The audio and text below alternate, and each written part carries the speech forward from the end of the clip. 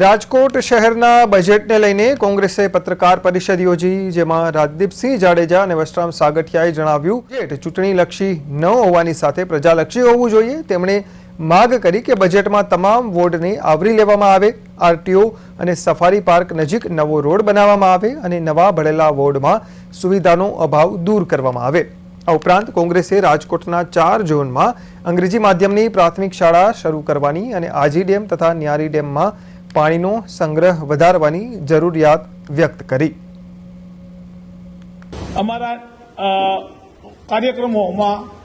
20 મુદ્દાઓ જે સમગ્ર રાજકોટને દરેક વોર્ડમાં આવરી લે છે,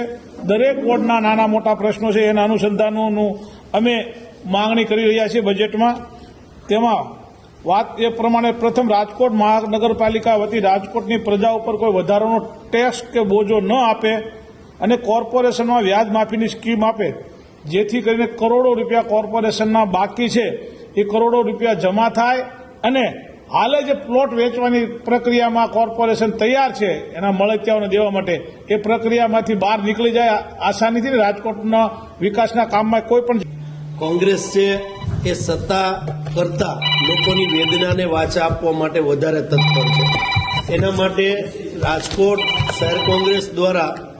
કોંગ્રેસ આપકે દ્વારનો કાર્યક્રમ વોર્ડ નંબર 4 થી મેયરશ્રીના વોર્ડથી શરૂઆત કરી હતી। ત્યાં પણ ઘણા બધા મીડિયાના મિત્રો હતા એટલે ખ્યાલ છે કેવી પરિસ્થિતિ થઈ હતી। એવી જ રીતે ward number 10, ward number 3, ward number 15, ward number 14 જે લોકો ઈચ્છી રહ્યા છે એ પરિસ્થિતિને અનુરૂપ અમે 20 મુદ્દા આજે વિરોધ પક્ષના નેતાની આગેવાની સહ 4 કોર્પોરેટરો દ્વારા ત્યાં કમિશનરશ્રી અને સ્ટેન્ડિંગ કમિટીના ચેરમેનને રજૂઆત